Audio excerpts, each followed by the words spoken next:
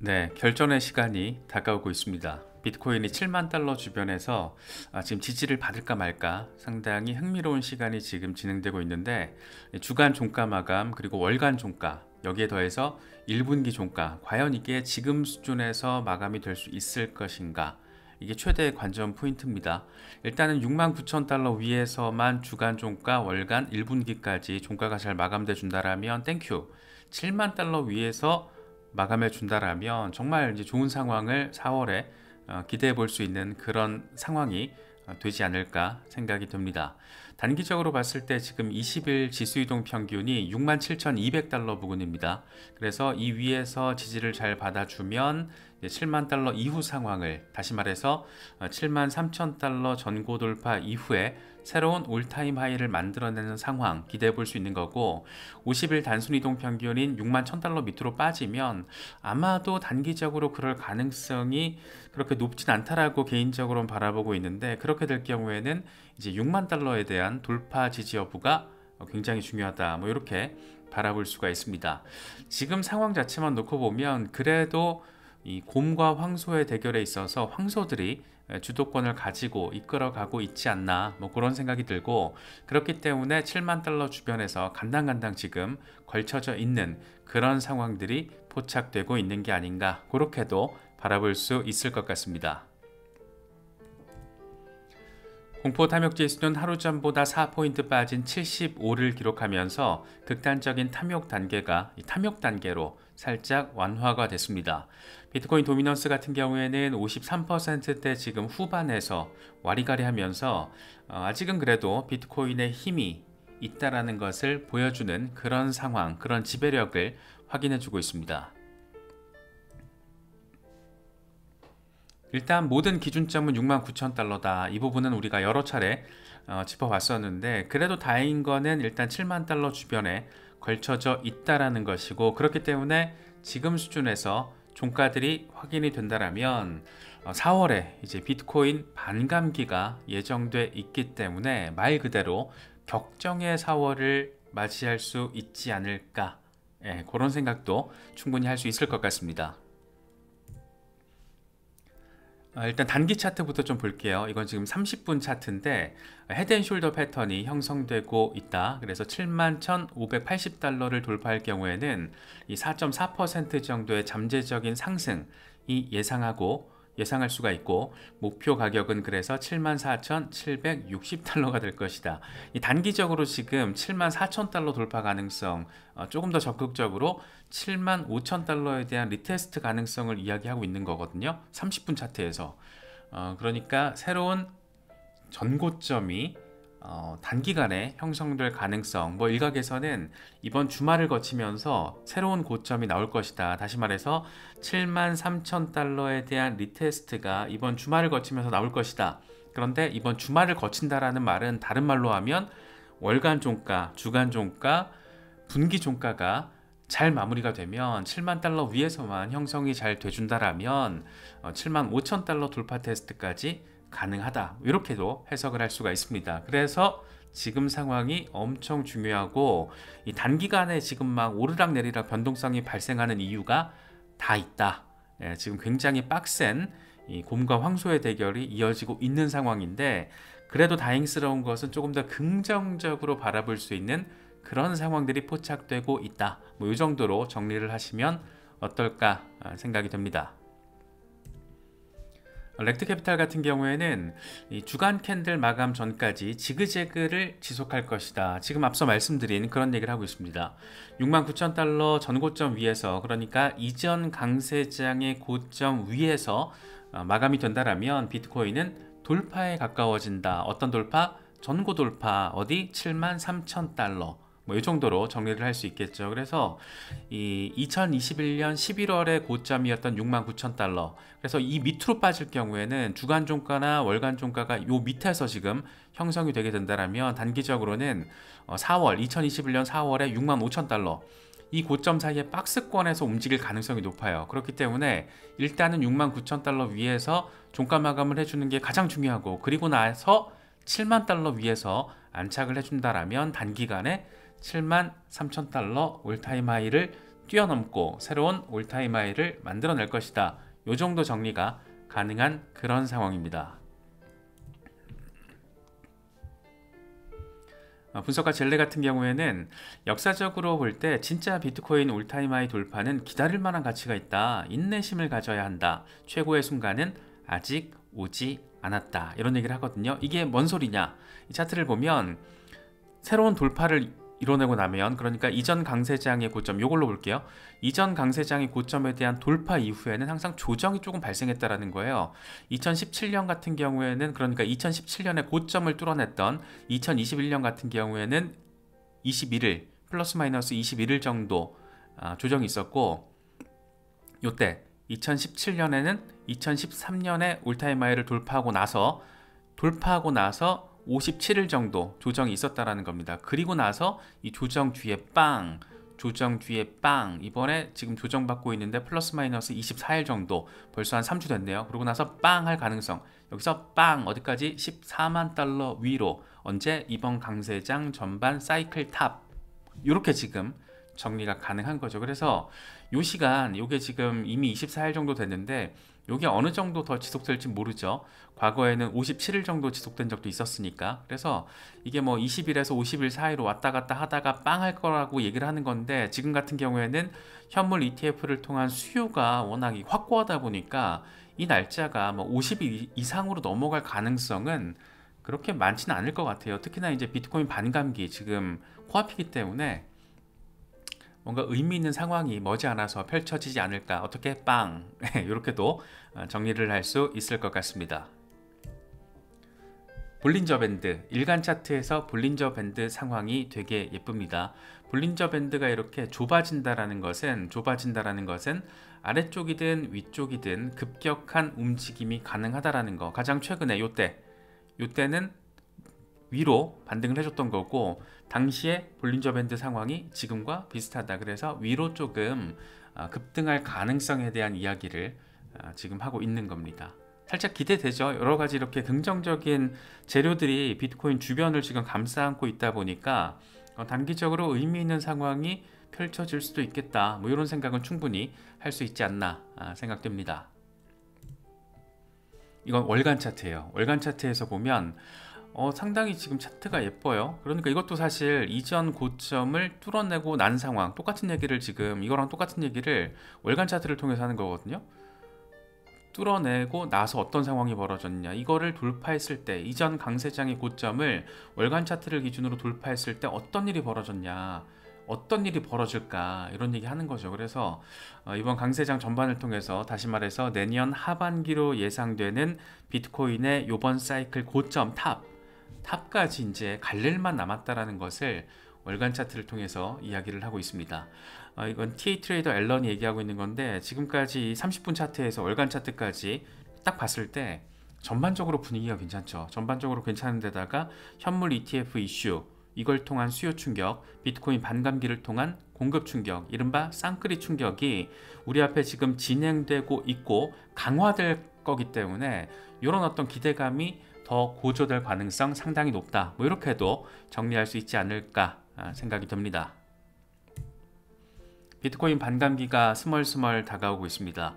지금 뭐 18일에서 21일 정도, 4월 18일에서 21일 정도로 와리가리 하고 있는데, 일단 오늘 날짜에서는 4월 20일에 비트코인 반감기가 단행이 될 것으로 예상되고 있습니다.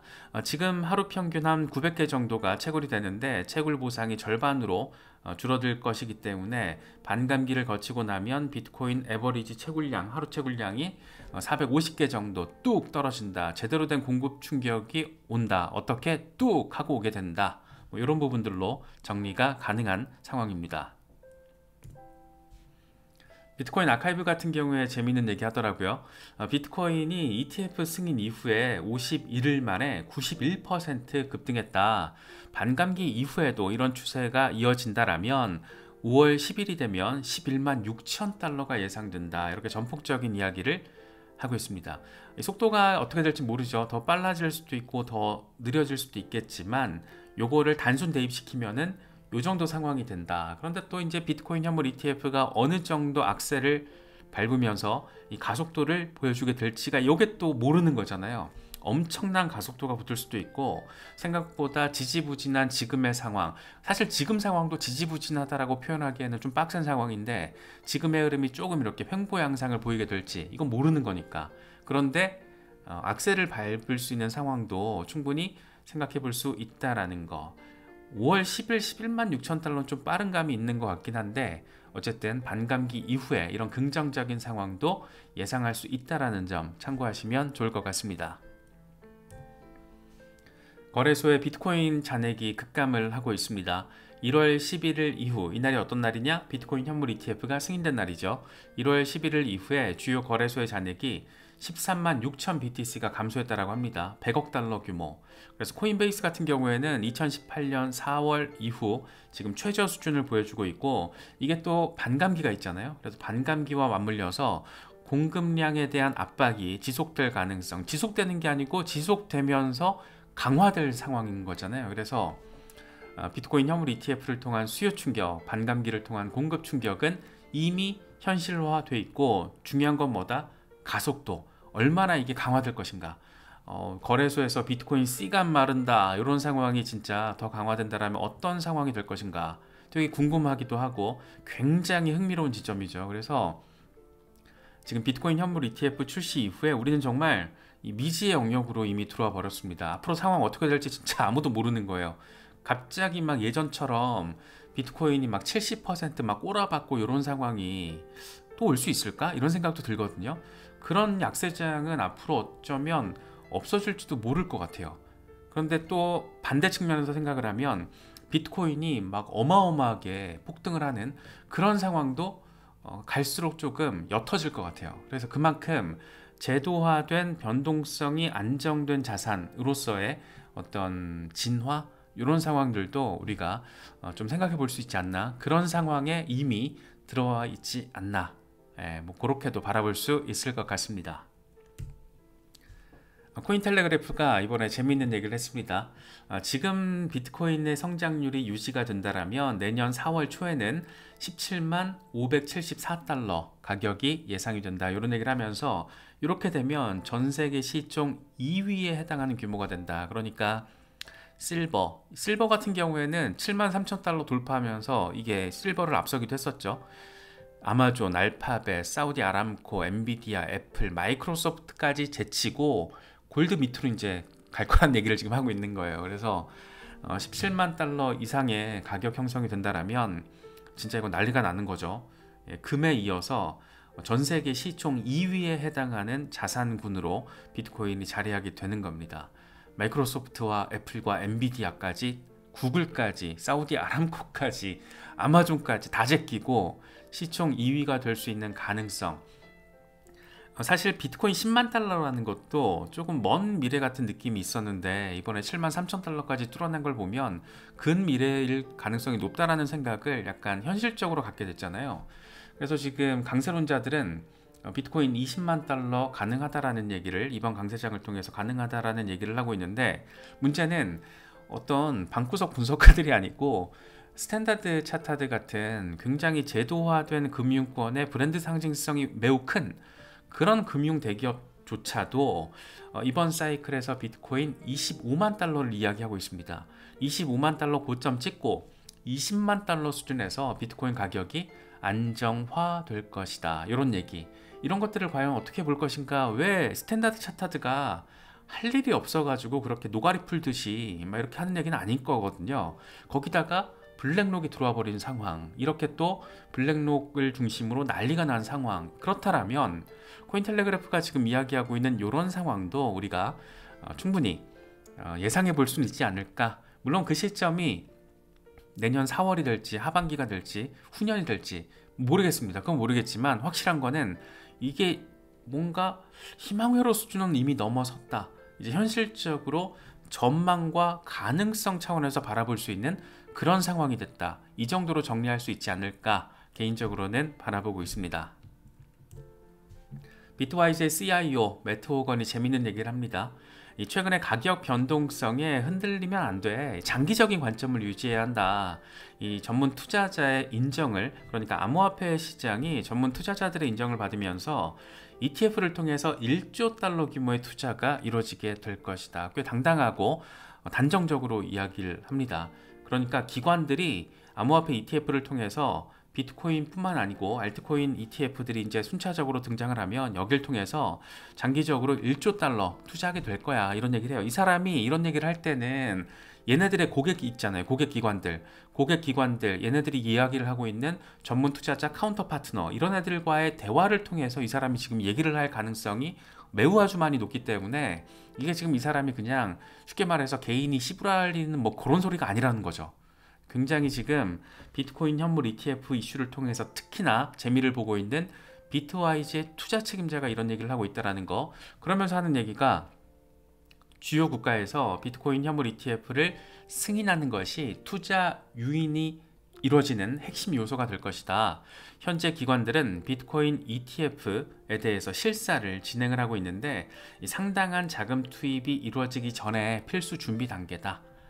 알고 있는 거죠. 이 사람은 지금 기관들의 움직임, 자기들의 고객들이 지금 뭘 하고 있고 이 과정에서 자기들한테 자문을 구하면서 컨설팅을 지금 하고 있기 때문에 나는 알아. 내가 알기로 지금 이런 상황이고 이건 지금 필수 준비 단계야. 다시 말해서 비트코인 현물 ETF 아직 시작도 안 했어 라는 뉘앙스가 지금 맥락적으로 깔려 있는 거죠. 지금 되게 재밌는 상황이 펼쳐지고 있는 거고, 단기적으로는 뭐 시세 어질어질하다라고 느껴질 수는 있지만 그래도 비트코인이 지금 원화 기준으로 1억 1억 위에서 자리하고 있기 때문에 지금도 저 웃음 나오잖아요. 비트코인 1억도 아직 약간 비현실적으로 느껴져요. 근데 비트코인이 지금 현실에서 1억 원이란 말이에요. 네, 되게 지금 재밌는 상황입니다. 그래서 매트호건이 이야기하고 있는 이런 상황들도 잘 숙지를 하시면 지금 단기적으로 차트가 막 오르락내리락 정신없어 보이는 이런 변동성도 단기간에 그냥 스쳐 지나가는 바람 같은 거구나 라고 바라볼 수 있는 여유를 또 만드실 수 있지 않을까 싶기도 하네요. 그리고 여기서 지금 매트호건이 주요 국가에서 비트코인 현물 ETF를 승인하는 것이 투자 유인의 핵심 요소다라고 얘기를 하잖아요. 당장 5월쯤으로 지금 예상이 되고 있는, 기대가 되고 있는 게 홍콩에서의 첫 번째 비트코인 현물 ETF 승인 가능성입니다. 이미 홍콩 증권선물거래위원회에 이 승인 신청을 정식으로 했잖아요. 스마트 파이낸셜 홀딩스가. 지금 논의 잘 진행 중이라는 건데 적극적으로 논의하고 있다. 5월쯤에 출시하는 게 목표야. 이렇게까지 얘기를 하고 있는 거는 지금 증선위도 준비가 됐다라는 거예요. 이미 준비됐다라고 얘기를 하기도 했었고, 그래서 5월에 이제 홍콩에서 비트코인 현물 ETF가 아시아에서 처음으로 출시가 되면 아시아 자금들이 잘 몰리겠죠. 잘 몰릴 것이고 그게 이제 굉장한 파급력을 갖게 될 것이고, 주변 아시아 국가들의 어떤 미래 먹거리 차원에서 이 금융 자산의 다양성 측면, 그러니까 금융 자산을 확장시킬 수 있는 파생 상품의 다양화 측면에서 굉장히 의미 있는 신호탄이 홍콩에서, 다른 말로는 중국에서 쏘아 올려지는 겁니다. 그래서 굉장히 흥미로운 상황이 5월에 아시아를 중심으로 벌어질 수가 있고, 4월에 비트코인 반감기, 5월에 홍콩에서의 비트코인 현물 ETF 승인 가능성, 이후에 유럽 상황들도 기대해 볼 수가 있고, 이어서 이더리움 현물 ETF 이슈까지 줄줄이 지금 굉장히 굵직한 호재들이 여기저기 깔려있기 때문에 이런 가능성에 대한 기대감이 시세를 더 자극할 가능성, 그렇게 시장이 우상향을 만들어가는 모멘텀을 보여줄 가능성, 충분히 이제 현실적으로 생각해 볼 수 있지 않나 싶기도 합니다. 알트대장 이더리움 잘 가고 있습니다. 어쨌든 조정이 나오긴 했지만 3,500달러 위에서 자리를 잡아주려는 그 힘을 느낄 수가 있고, 지금이 되게 중요한 라인이에요. 왜? 20일 지수이동 평균이 3,527달러, 지금 딱 3,500달러 부근에서 와리가리 하고 있는 상황이라서 여기에 대한 지지가 잘 받아줄 경우에는 다시금 이 4,000달러에 대한 돌파 이후에 4,100달러 가능성 생각해 볼 수가 있는 거고, 50일 단순이동 평균이 지금 3,300달러 부근이거든요. 그래서 만약에 3,500달러 지지에 대한 어려움이 확인된다면 단기적으로는 3,300달러 부근에 대한 리테스트, 여기까지 어려워진다. 그러니까 이거는 이제 시장 전체가 흔들린다라는 거죠. 그런 상황이 벌어진다면 3,000달러, 그런 상황입니다. 그래서 일단은 지금 이더리움의 경우에도 단기적으로는 주요 지지라인에 대한 지지를 확보하려는 움직임이 꽤 적극적으로 등장하고 있는 상황이다. 이 정도 정리가 가능할 것 같습니다. 과연 이더리움 현물 ETF 5월에 어떻게 될 것인가, 이걸 놓고 말들이 되게 많은데, 이번에 되게 재밌는 상황인 게 지금 아크 21셜스가 같이, 그러니까 아크 인베스트와 21셜스가 같이 비트코인 현물 ETF 가지고 장사를 잘 하고 있고 이더리움 현물 ETF까지 승인을 한 상황인데, 아크의 대장과 21셜스의 대장이 지금 하는 말이 전망이 좀 달라요. 그래서 되게 재밌는데, 아크의 21셜스의 이더리움 현물 ETF가 5월에 승인될 가능성이 낮아지고 있다라고 아크의 CEO 이 캐시 우드가 이야기를 합니다. SEC가 시간을 두고 승인 여부를 고민하고 있다. 뭐 이렇게 얘기를 하고 있는데, 반면 21셜스의 공동 설립자 오피리아 스나이더는 이런 얘기를 해요. 이더리움 현물 ETF 서류와 비트코인 현물 ETF 서류가 큰 차이가 없다. 그래서 매우 일관성 있는 내용이기 때문에 SEC가 살펴볼 내용 자체가 적을 거다. 나는 5월 승인을 긍정적으로 바라보고 있다. 이런 얘기를 합니다. 만약에 5월에 승인되면 진짜 난리 나는 거죠. 초대박 이슈가 하나 들어오는 거라서 굉장히 긍정적인 상황이 되는 건데, 만약에 5월에 승인이 되지 않더라도 결국에는 승인이 될 가능성이 높아요. 결국에 아무리 늦어도 연내에는 충분히 승인될 수 있지 않을까, 좀 개인적으로는 그렇게 기대하고 있는데, 무엇보다 지금 거대한 기관들이 다 이더리움 현물 ETF 승인받고 싶어서 난리잖아요. 지금 비트와이즈도 이번 주에 이더리움 현물 ETF 정식으로 승인 신청을 했고, 이더리움 현물 ETF가 출시되지 않아서 미국 투자자들이 더 위험한 대체 투자자를 찾아다녀야만 했다. 이게 승인이 된다면 이런 자금이 투명하고 잘 규제된 이더리움 현물 ETF로 유입 가능하다. SEC 니네가 맨날 얘기하는 게 투자자 보호 아니냐, 니네 때문에 지금 투자자들이 더 위험한 대체 투자처로 가고 있다라니까, 니네 때문에 지금 이게 위험해지는 거야, 투자자 보호한다며, 이러면서 지금 돌려가기 하고 있는 거죠. 비트와이즈가 되게 재밌어요 하고 이런 멘트 치는 거 보면 되게 뭔가 확실히 재밌어요. 그런데 피델리티도 지금 정식으로 신청을 해버렸습니다. 특히 이제 피델리티 같은 경우에는 이 스테이킹도 할 수 있게 해달라고 함께 지금 문구를 포함시켜서 기관 투자자들을 대상으로 제대로 한번 꼬셔보겠다, 뭐 이런 얘기를 하고 있는 거죠. 단순히 ETF 운용 수익뿐만 아니고 이더리움의 경우에는 디파이의 상징성이 굉장히 큰 종목이다. 그래서 스테이킹을 일부 맡겨서 스테이킹의 수익이 나면 그것도 ETF 전체 수익으로 반영이 될 거야. 그래서 더블 수익이 가능하다라니까 더블 묶고 가는 거잖아요. 그냥 더블. 그래서 피델리티까지 이런 이야기를 지금 하고 있는 상황. 그래서 설사 5월이 아니더라도 머지않아서 출시가 될 가능성은 높다라고 바라보는 게 맞지 않나, 뭐 그런 생각이 들고, 또 한 가지 블랙록입니다. 블랙록의 토큰화 펀드 B들이 지금 난리예요. 이더리움 기반의 첫 번째 토큰화 펀드라는 점에서 역시 또 블랙록이 이더리움을 선택했구나, 이런 어떤 의미부여가 가능한데, 지금 출시 일주일 만에 2억 4,500만 달러가 유입이 됐습니다.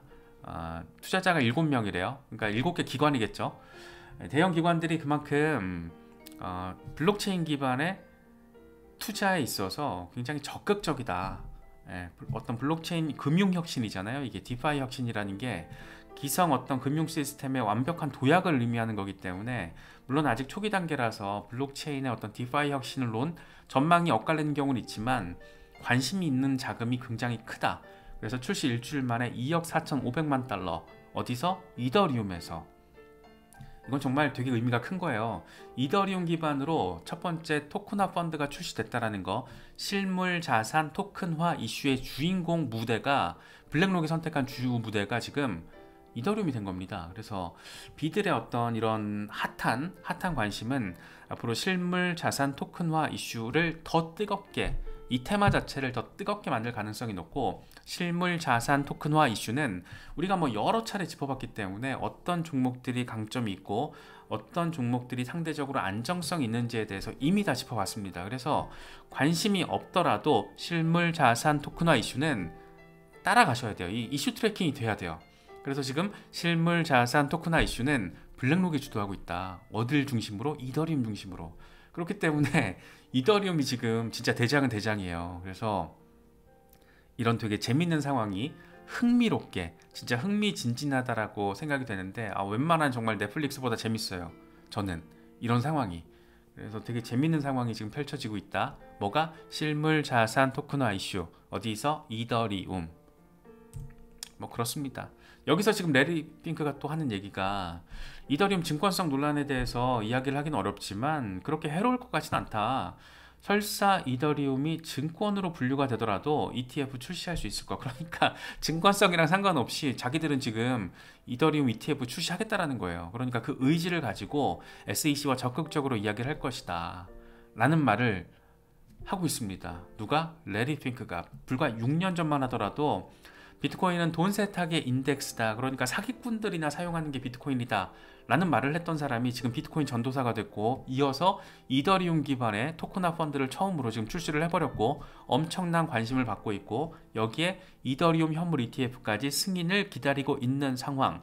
비트코인 현물 ETF가 이 정도 관심사인데 과연 이더리움 현물 ETF가 승인된다라면 대형 기관들이 어떤 움직임을 보일 것인가, 상당히 재밌고 주목되는 부분이라고 개인적으로 바라보고 있습니다.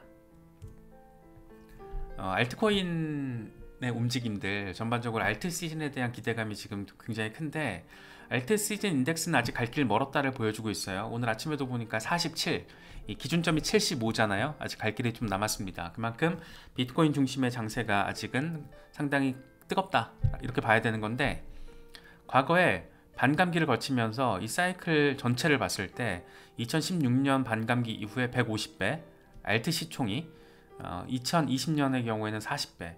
와, 요번 어떻게 될까? 근데 우리 지금 여기 있다라는 거예요. 그래서 와리가리 하겠지만 결국엔 이렇게 된다. 와, 40배? 150배?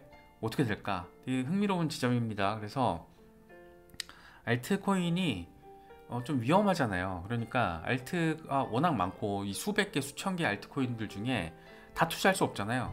뭐 상위 100개를 다 투자할 수도 없고, 알트에 대한 공부를 하셔야 됩니다.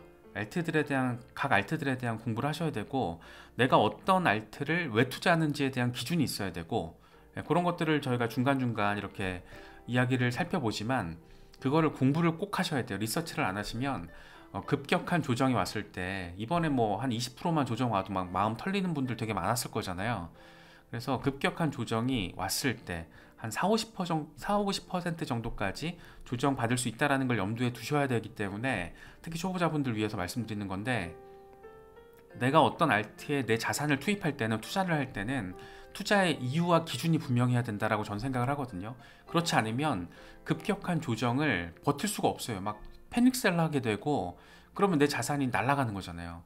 우리는 수익을 위해서 투자를 하는 거지, 뭐 크립토뿐만 아니고 주식도 그렇고 부동산도 그렇고 수익을 목적으로 투자를 하는 거지, 뭐 심심해서 뭐 패닉셀 하고 싶어서 투자하는 사람은 없을 거잖아요. 그렇기 때문에 정말 내 소중한 자산이 투입되는 과정인 만큼 잘 선택하셔야 되고, 어떤 걸 기준으로 어떤 프로젝트들이 괜찮다라는 것은 저희 채널만 꾸준히 바라보셔도 대충 그림은 그려지실 거예요. 그 중에 마음에 드는 거, 내 눈에 띄는 거, 이런 것들을 좀 리서치를 해보시면, 아, 이거 투자를 해도 될까 안 될까에 대한 판단이 쓰실 거고, 그러고 나면 그 종목이 지금 매수를 해도 되는 것인가, 언제 매수를 해야 될까, 어떻게 분할 매수를 해야 될까.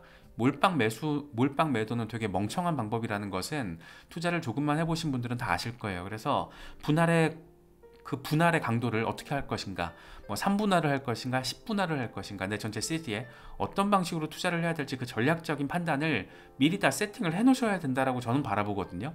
이 말씀을 왜 드리냐, 이런 상황을 우리가 잘 활용해야 되잖아요. 이게 똑같이 이렇게 될지, 뭐 이렇게 갔다 이렇게 될지 모르죠. 그걸 알면 신이고, 그렇게 알고 있으면 돈 벌면 되잖아요.